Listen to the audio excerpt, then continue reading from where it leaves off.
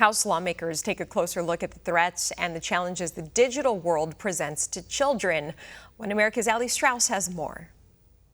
The House Subcommittee on Commerce, Manufacturing, and Trade holds a hearing titled The World Wild Web, Examining Harms Online. Subcommittee Chairman Gus Bilirakis said Wednesday's discussion aimed to address risks facing American youth and help ensure they aren't being exploited by bad actors online. He called on members to find a common ground in their efforts to save America's youth. This hearing should not be partisan.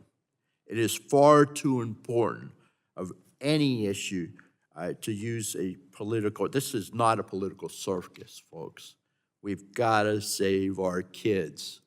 Whatever it takes, we must save our children. Ranking Member Janice Schakowsky seemed to disagree with Bilirakis as she began her statement by criticizing the Trump administration for firing 2 members of the FTC, adding the president doesn't even have the authority to do so. Congressman Brett Guthrie reminded Schakowsky the hearing was, quote, about children, not about what's going on in Washington, D.C. Several representatives shared testimonies of teens who were severely bullied online, like Eli Heacock, who took his own life after being pressured to send explicit content. Don Hawkins, the senior advisor of the National Center on Sexual Exploitation, believes the Take It Down Act could help. The measure would remove non-consensual content within 48 hours of requests made and hold perpetrators responsible. The Take It Down Act would bring significant hope to individuals like Eli or Gavin Guffey, Mr. Fry in South Carolina.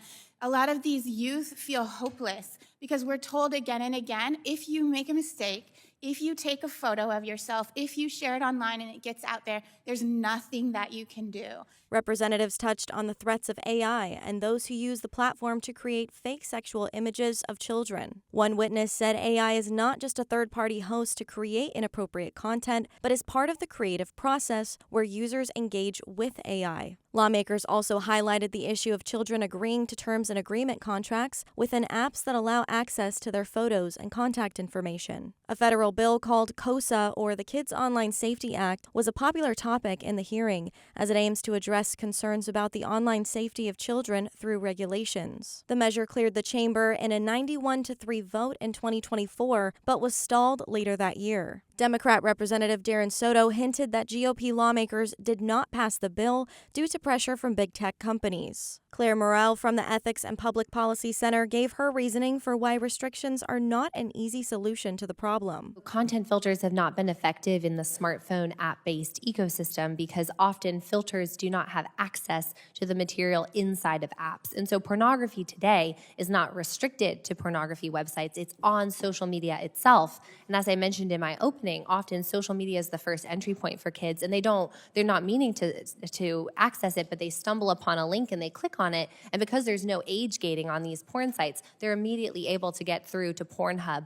She added it's even more difficult to filter all individual in-app browsers, building onto the mounting problem of the internet being so expansive and so difficult to rein in. Ali Strauss, One America News. For all our viewers asking where One America News is heading in the future, we would like to introduce you to OAN Live. OAN Live is the best way to stay up to date on all of the hard-hitting, straight-shooting, national and international headlines. And the best part is, OAN Live is only $4.99 per month. All the credible, honest, unbiased reporting One America News offers at a fraction of the cost of cable.